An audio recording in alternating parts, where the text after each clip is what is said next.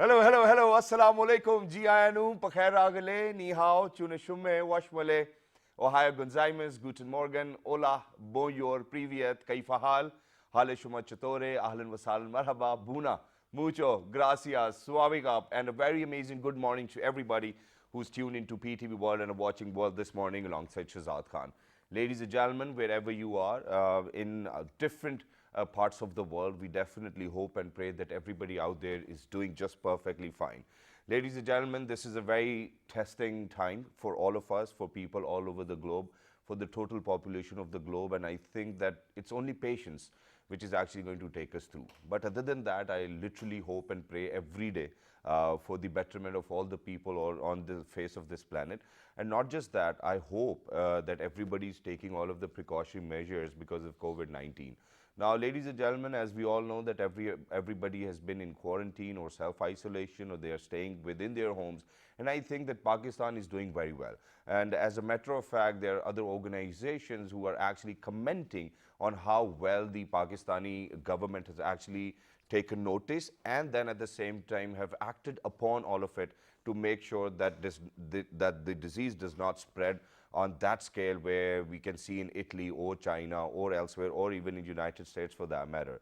But other than that, I think, ladies and gentlemen, in this time, we definitely need to join hands. We need to be together. And we need to make sure that if one of our brother or sister is going through problems, that we are out there and we are helping somebody else as well. Not just that, since obviously our, phone time has increased quite a lot, and it's because of the fact that we all are sitting at home. So I was just going through, different profiles, and I was just looking at what people are doing. So it brought immense happiness to me that there are people who are actually making sure that nobody sleeps hungry within our own country as well. And not just over here, I think wherever Pakistanis are, they are actually trying to give and donate as much as they can. And I've said it earlier as well that Pakistan actually ranks amongst one of those countries which are most philanthropic as well, and maybe the earthquake in 2005, maybe the floods in 2010. And alhamdulillah, I'm very happy, and I take pride in it that I've always been a part of it and such drives as well. And not just that, ladies and gentlemen, for everybody who's actually going to their studio, for every army man, for every police officer, for every Air Force personnel, I think that everybody who's going to their work every day, they're the frontline warriors. They have immense respect in my heart and in the hearts of all the Pakistanis out there. But there's this one simple thing which I want to let people know, and that is that, ladies and gentlemen, the disease is not coming to you.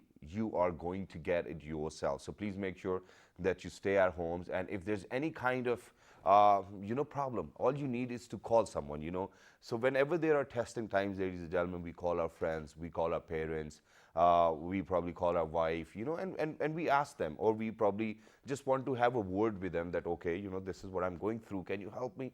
So this is the kind of solution which we need in these times as well, because world over, globally, ladies and gentlemen, and since I was traveling recently as well, so what I've seen is that, they have shut down, well, not really shut down, but they have actually instructed all the doctors to make sure that they actually go online on Skype or on WhatsApp and give consultations to all of those patients who require them.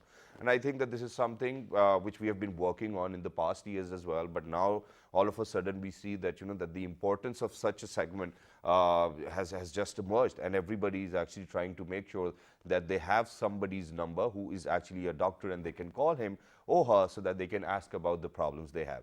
Even though there are certain helplines which government has provided us all over Pakistan where we can call 24/7 and ask about the symptoms, but those are dedicated to coronavirus only. But not just that, ladies and gentlemen, today we're very lucky that we've actually been joined by a team of doctors over here in the studios with us. They traveled all the way from Lahore. So imagine that they recognize the importance of people knowing what they are actually doing, because they are actually giving us telehealth solutions, ladies and gentlemen. It's an application, you download it, and then there are names of doctors as well. So whoever you want to consult, you pay, and there's a barcode, so that's how your money goes away.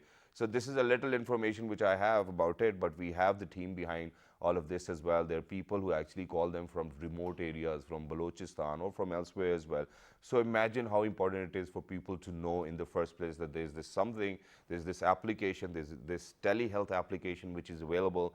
You can call them, you can talk to them, you can talk to them face to face, you can FaceTime them or Skype them, or whatever the procedure may be. But imagine knowing that while being at home, you will be able to talk to one of the best doctor which is available in that particular city, or maybe that they reside somewhere else, but then you can still get that feeling that you're actually talking to a doctor and you will feel great. And I think that it's a great initiative. There are a lot of payment methods involved in it as well. We're going to ask them. But what is telehealth in the first place? I think that this is something which we really need to learn about. And not just that, I think, ladies and gentlemen, that the digital healthcare landscape has widened already. And I think there are a lot of people working towards that as well. We have had a lot of people who have such platforms online who are helping people remotely as well. So ladies and gentlemen, to talk about this, we're very lucky that we've actually been joined by the head of telehealth as well. He's none other than Dr. Asfar Malik. Hello, assalamu alaikum, good morning, how are you? Walaikum Assalam. Thank you very much, sir. I'm fine. So thank you very much for joining us, and I think that you obviously have a very brave heart, and it's because of the fact that all of what is going in the country, you still managed to come from Lahore to Islamabad just for the interview.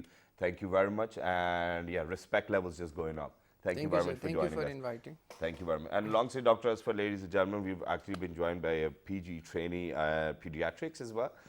She's working with Dr. Asfar as well. She's working for telehealth as well. She's none other than Dr. Saika Saeed. Hello, assalamu alaikum, good morning. How are you?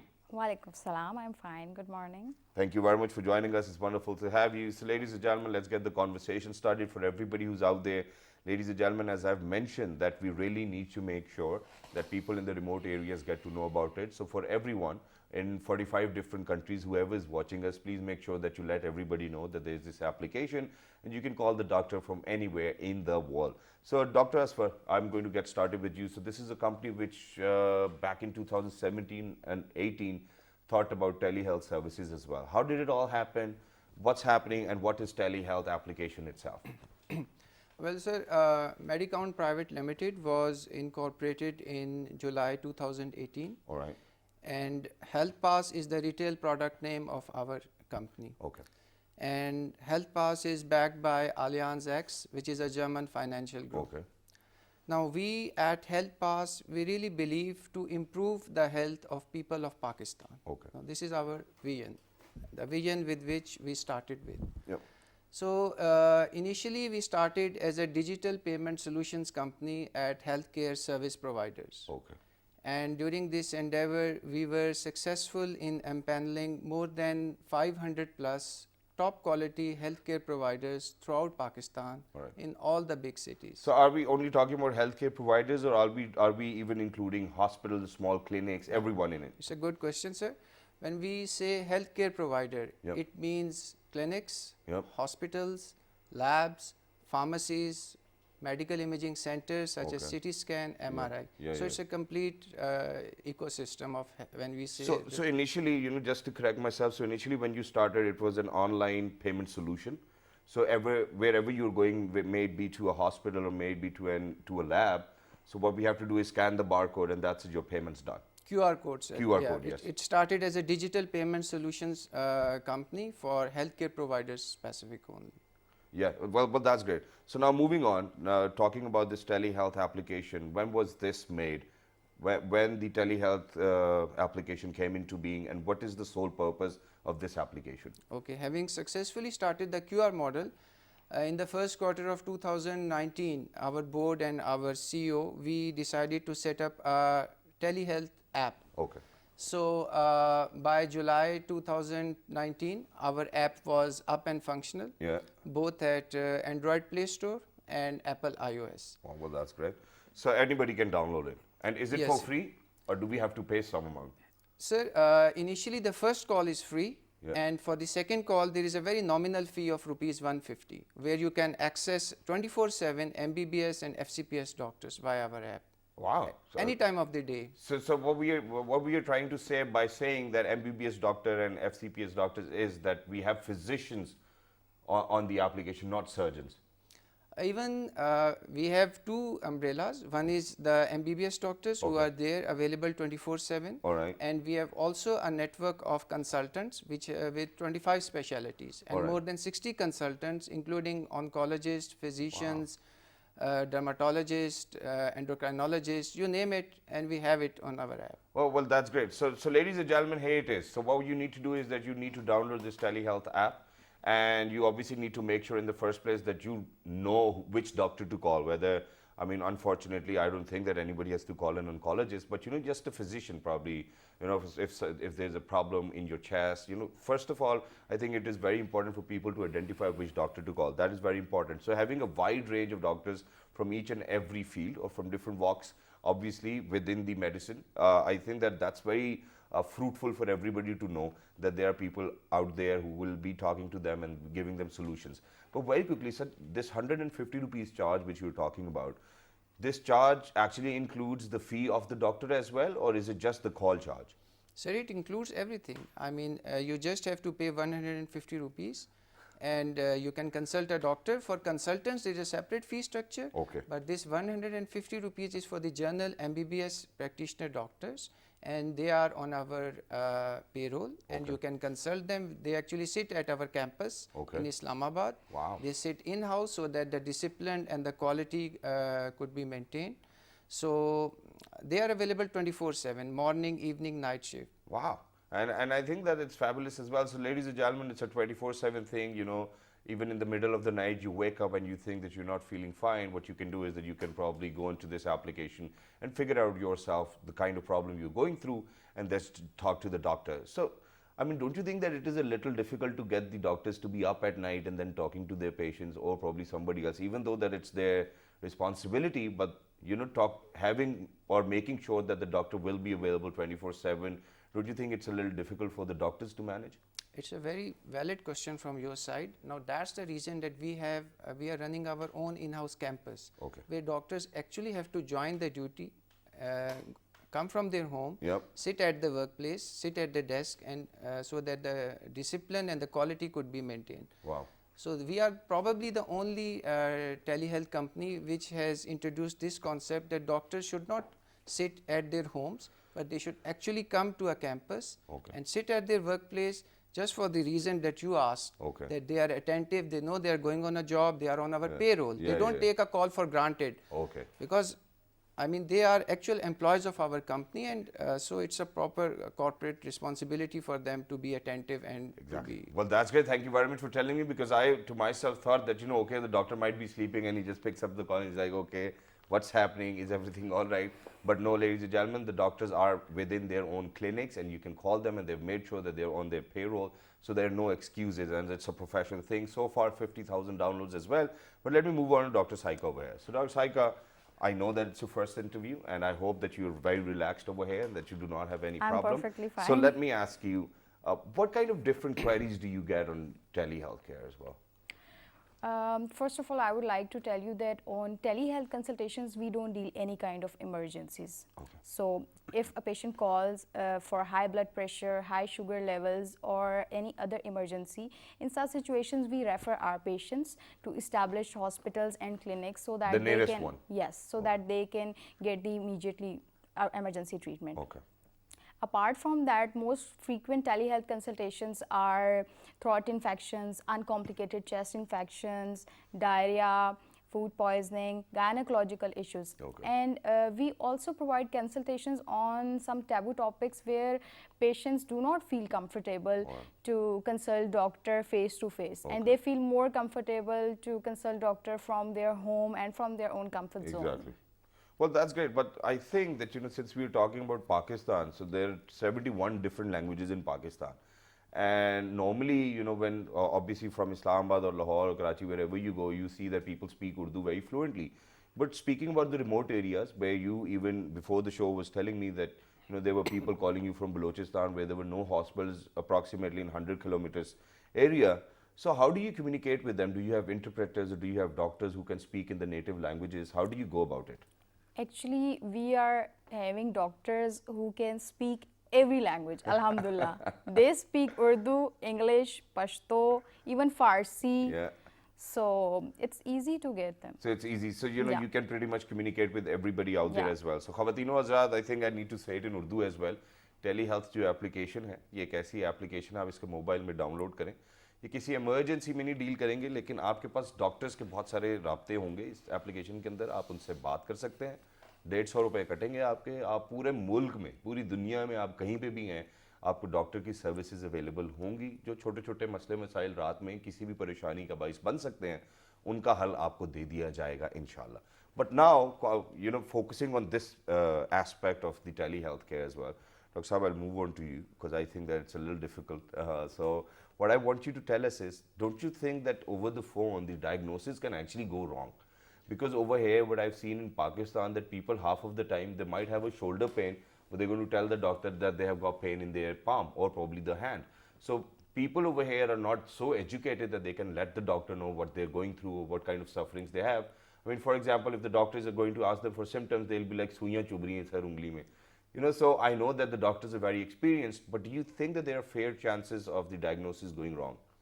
Yes, sir. Even Dr. Saika knows this because she was one of our initial doctors. Even before the app was not functional, Yep.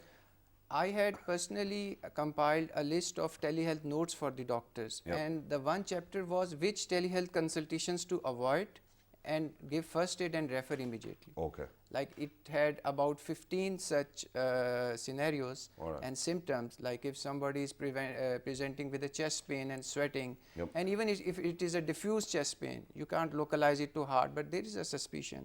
So it was, the instructions were to give the first aid and refer immediately to the nearest healthcare provider. Alright. Similarly, there is a trauma case, there is swelling, suspected fracture, low sugar level, high sugar level, hypertension, anything. I mean, there's a complete list of guidelines. This is a very valid question. The telehealth cannot be one step forward and 2 steps backward, Yes, because exactly. any mishandled case could bring a blot or blue spot to this whole ecosystem of telehealth. Exactly. So we are a professional company, and as I told you, complete guideline notes are there for the doctors. Our doctors are very professional. As I told you, we have in-house doctors, and there is a scrutiny method to hire them. Okay. There's a quality compliance method. Alright. We have good market standing, and we offer very good salary package also. Alright. That's a very important point. Exactly. That you are able to attract and hire quality doctors throughout Pakistan. And that is very important. That is a very important reason, how much you attract them. Exactly. And most of the doctors are postgraduate training. Wow, that's good. One is Dr. Saika is postgraduate training in pediatrics. Dr. Adarzan is in pulmonologist. So mostly our doctors are PG trainees. They are not just MBBS. So there is a diversification of their experience and their expertise also. So you've always made sure to pick up on quality rather than quantity as well. That's very important. That's the reason we are operating in-house also. All right, and that's great. So let me move on to Dr. Saika over here very quickly. So Dr. Saika, since you are one of those people who were there since the beginning and since the conception of this idea of telehealth over here in Pakistan as well. So, over here in Pakistan, we all know that, the majority of the population has got stunted growth. We eat oily foods, we have cholesterol levels are always high, diabetes, hypertension, and all of these things. What are the most common problems people come across, when they call a doctor? What are the most common problems which telehealth has incurred so far? Most frequent consultations, I already told you that people come to us with gastric problems, stomach problems. As you mentioned before, actually there is sedentary lifestyle. Yes. They do not like exercise or gym or other activities, and they like sedentary lifestyles. Apart from them, we usually encounter urinary tract infections, hygiene problems, and some gynecological issues. So these are the most common. One important point I would like to take, the taboo consultations. Now this is a very important aspect of telehealth. Exactly. People are afraid to consult doctors face to face in person at clinics. So they are caught by the quacks. Yeah. And even in majority of cases, they end up having their kidney failures due to all that wrong medication and non-allopathic medicine. Exactly. So the telehealth main role is to generate awareness also among the masses. Okay. So if anybody, any youngster, any teenage girl or boy or anybody who is having some issues that he wants to discuss with a doctor and wants to take guidance. Like in Pakistan, we don't have any formal schooling system where children can be guided regarding the medical education or about whilst they are growing up. Exactly. What they need to know, nobody knows. It's not a part of our school syllabus. Exactly. Right or wrong? This is how it. That's true. And they end up at the hands of quacks. Exactly. So the role of telehealth to address the taboo topics. A doctor is there, he is there to guide you, for youngsters especially, and even for mature people, they have their own misconceptions about health, about medical misconceptions. Exactly. So this is also a very important aspect, and we also cater such consultations also. Exactly, and that's very important. Thank you very much for raising this point, ladies and gentlemen. I think Dr. Saab was actually trying to say that, when we are growing up, obviously over here in Pakistan, there are a lot of things which are stigmatized or tabooed. For example, let me give you an example of sex education. Now over here, parents are obviously not very willing to let their kids know that this is something which will be a part of your life in days to come when you'll be married or otherwise as well. But I think that parents shy away, and when parents shy away, and this is one of your class fellow telling you in probably 7th or 8th grade, I think that that's too much information, and that too coming from a very wrong source. So I think that that's a great initiative you've spoken about. But very quickly, so in these days, very testing times, and the world is in a distress as well. It's coronavirus all over. So how do you think that telehealth is actually helping people to make sure that they are fine, or probably what they really need to do, what kind of precautions they need to take? Anybody who wants to answer. Yes, so this is a time of adversity and challenge, not only for Pakistan, but for the whole world. Yes. And we at HealthPass and at TeleDoc app, we stood up to this challenge. And the very first thing we did, that we made first call absolutely free from 12 midnight to 12 midday. Okay. Just download our app and you don't have to pay anything for your first call. Right. And from 12 midday, the first call of 150 rupees has been reduced to just to rupees 1. It's just a token amount. During the day? Yes, sir. Just For all of those people asking about coronavirus, or anybody? any consultation. In these days.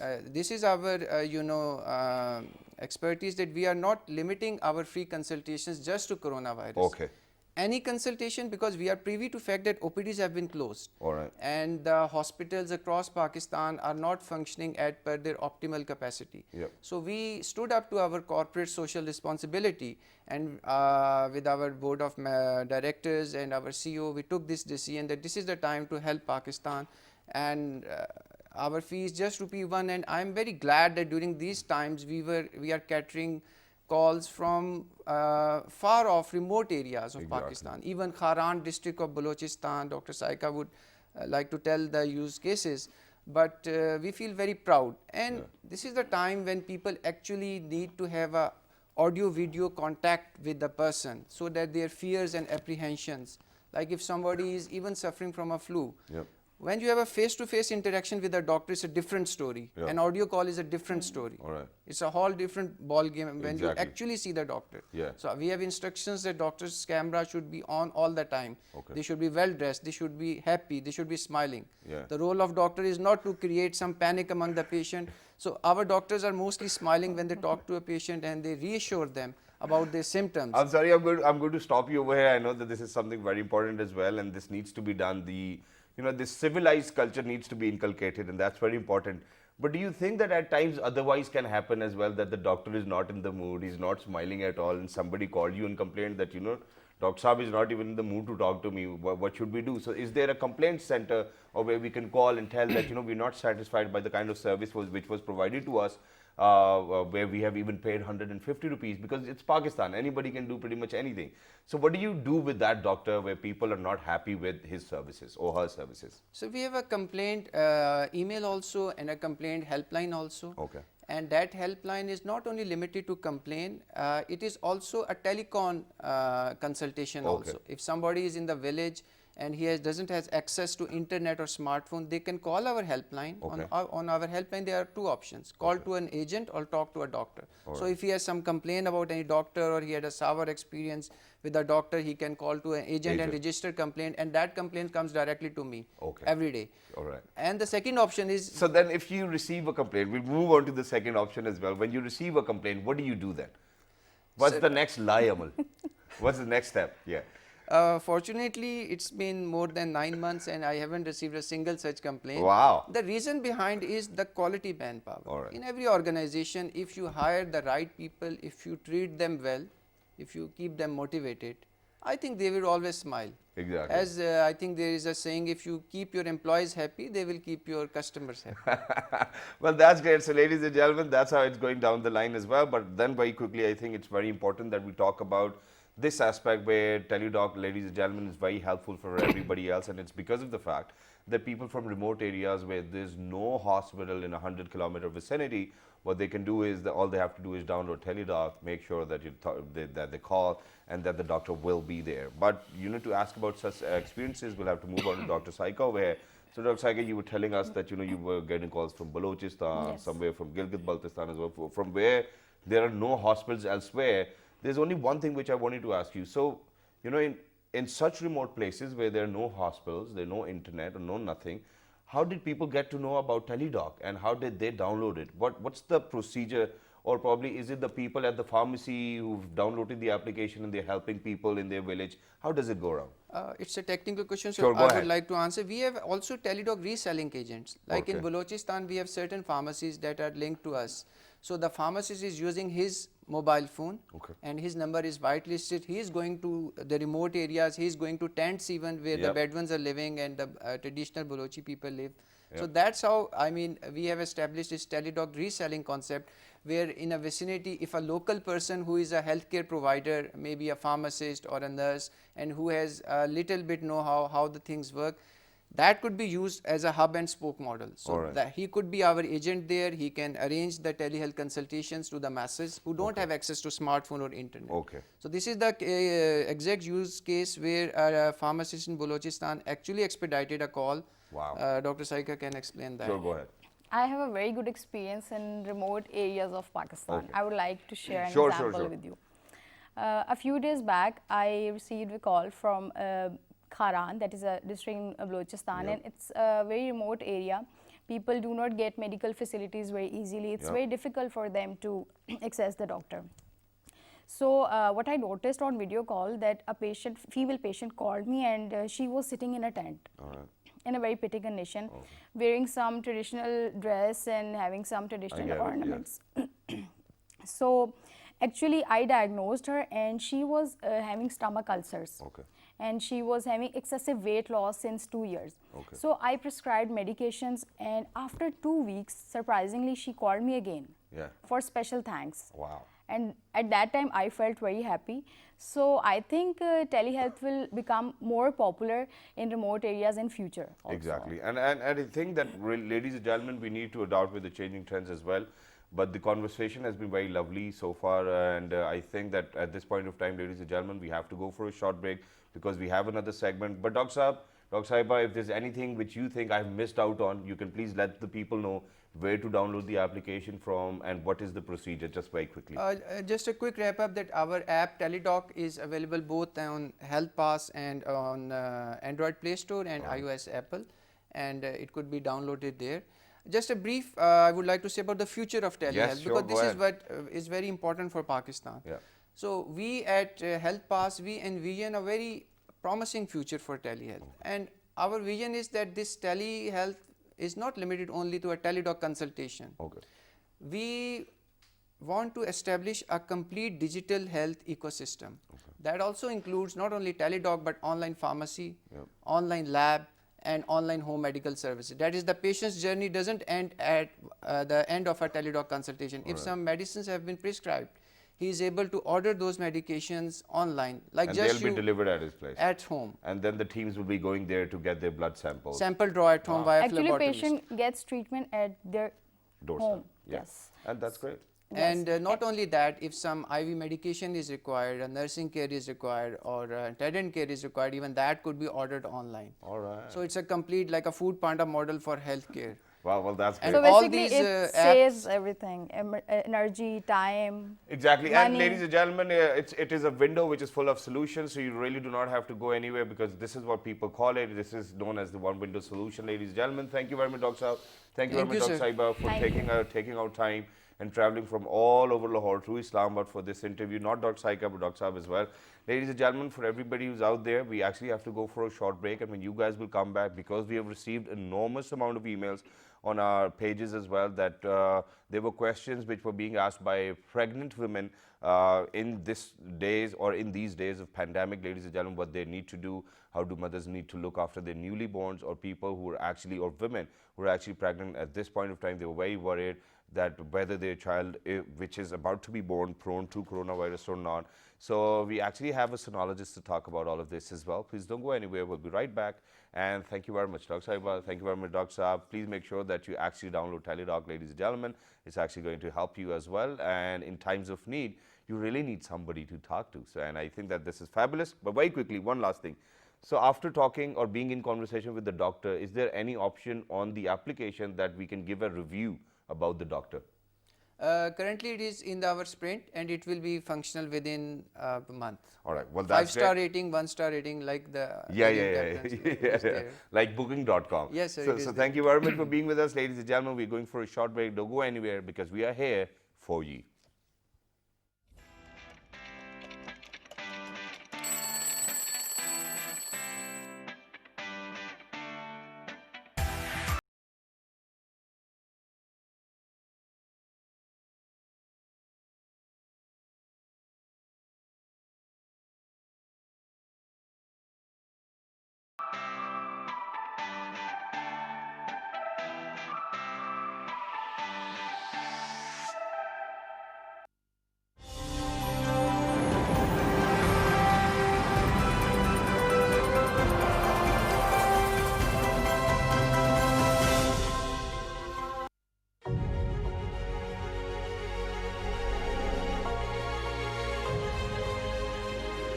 How many people usually recover from the disease?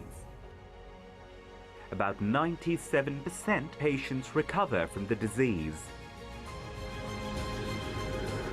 Precaution, not panic.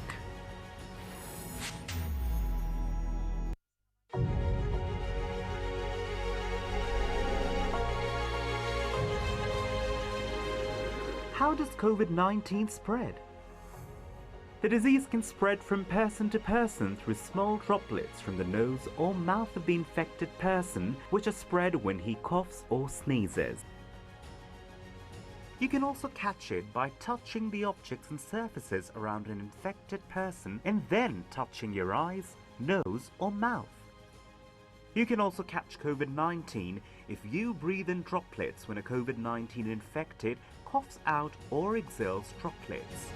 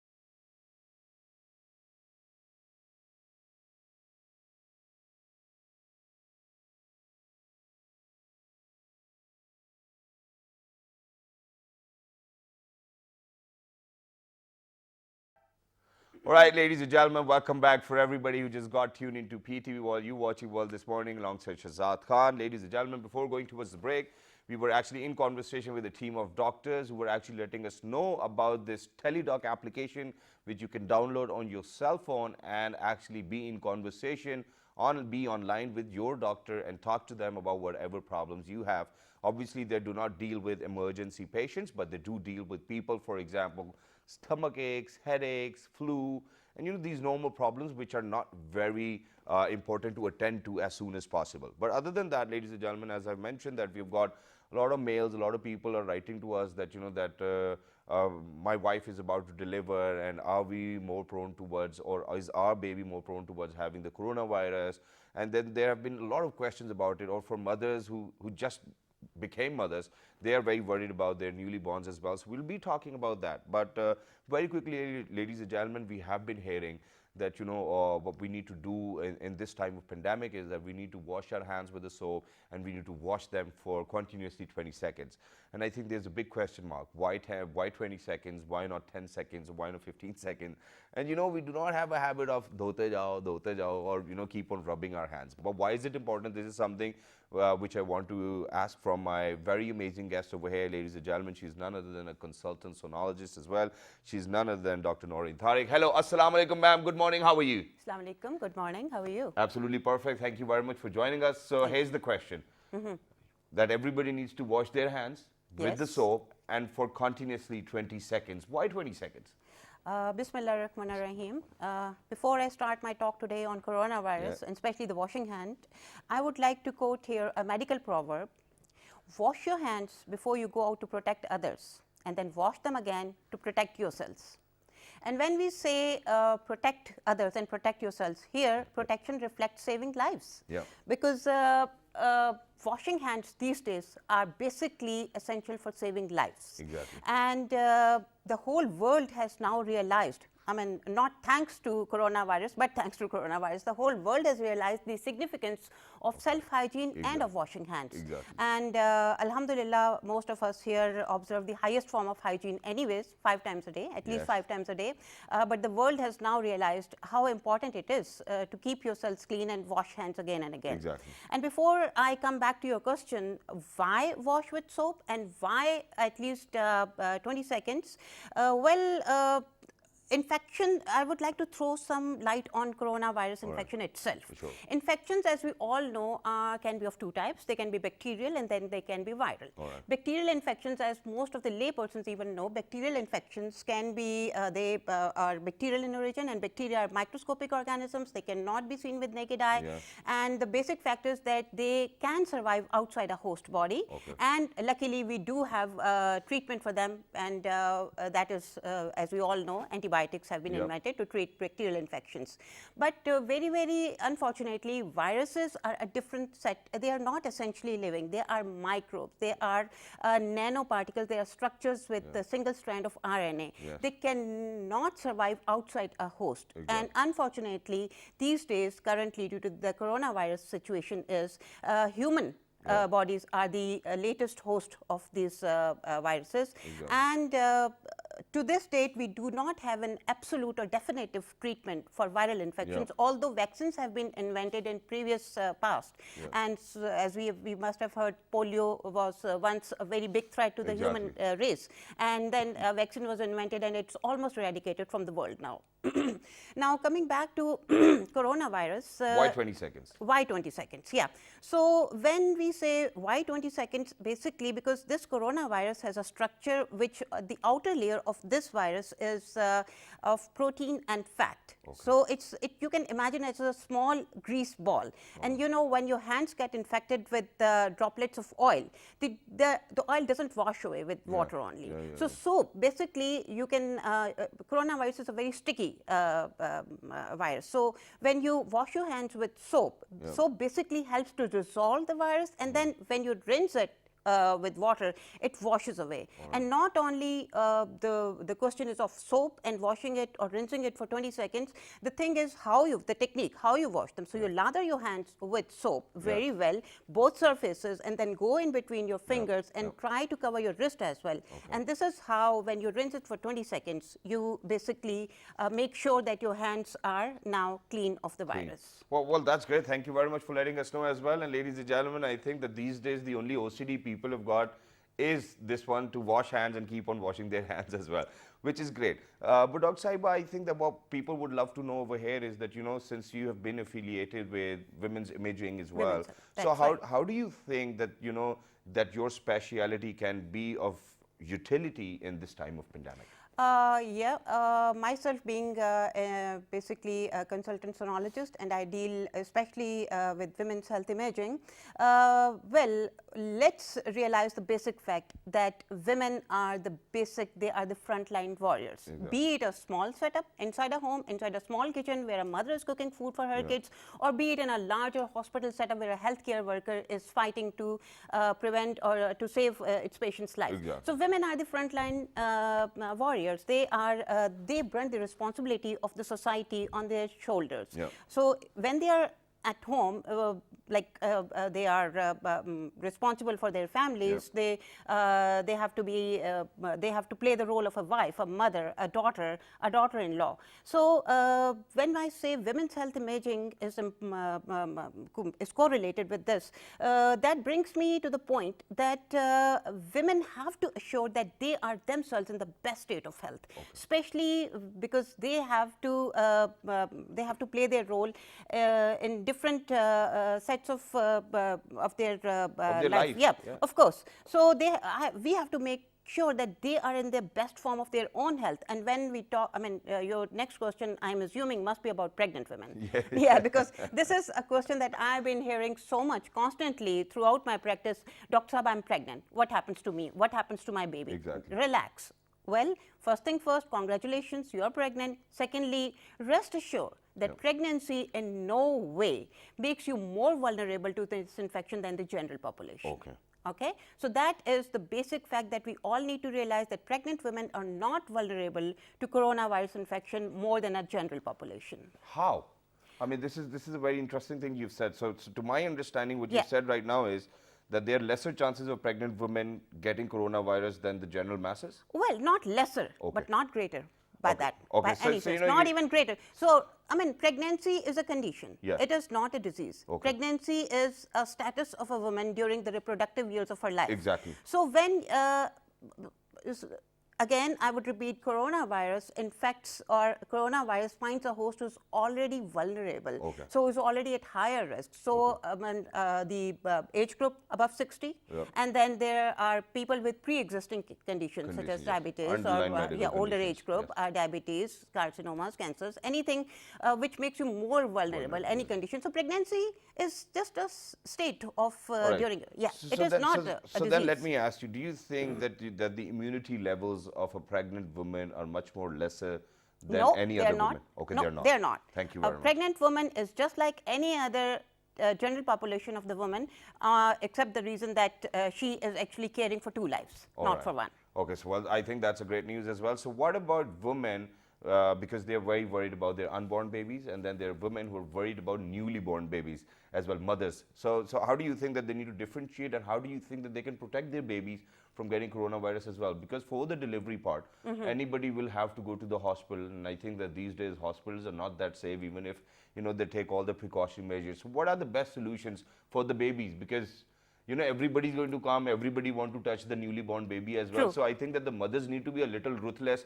Come on, you're not supposed to touch my babies. Not ruthless, but let's just get to the basic fact that yes, we are facing a pandemic. Coronavirus is a fact; it is there. We cannot deny it. But on the same, in the same scenario, let's get the world out of the panic mode first. Okay, we all need to relax. We all need to realize that yes, we can fight it. We can save ourselves. We can protect ourselves. We can protect our near and dear ones.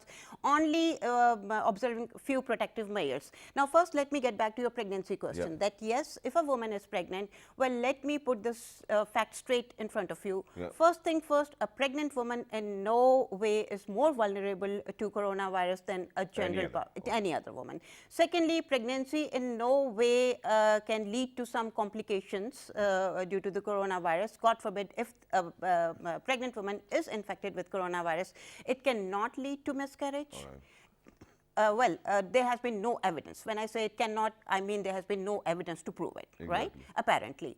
Secondly, no premature deliveries. Pregnancy, a full-term pregnancy these days does not lead the obstetricians to believe that this is a call for C-sections. No, you can have the baby delivered normally or naturally as you would do under any regular circumstances. Third thing is that,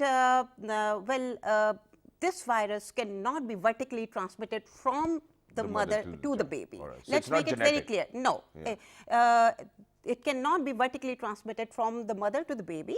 Well, when we say this, what we mean is that it is not present inside the amniotic fluid, it is not present inside the umbilical cord, it is not present when the baby is passing through the birth canal. So the baby can, if a pregnant woman is, God forbid, diagnosed with coronavirus, she can still give birth to a perfectly healthy, normal, full-term baby. Alhamdulillah. Thank you very much for this good news as well. But very quickly, towards the end of the program, there's one last question, and that is, what role do you think women can play in preventing this disease? What role? Well, women have to play a very significant role in this. Again, I would repeat that almost 75% of the caregivers within their own domestic setups are women.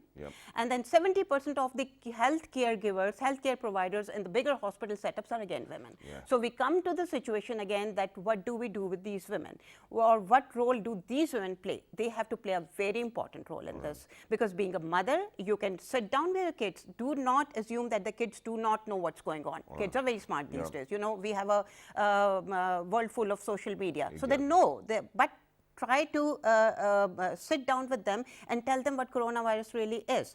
Do not be fearful, do not be scared. It is something that is preventable: social distancing, washing your hands, observing hygiene, and then women are basically the caregivers for the older generation as well. So you have to be very, very vigilant about this whole situation. And then when it comes to the bigger hospital setups, of course, I mean, as I said earlier, 70% of the healthcare providers within the hospital setups are again women. So naturally, the brunt of the responsibility again lies on their shoulders. So when they are observing the personal hygiene, they have to be, we have to ensure that the women are in the fittest form of their own health.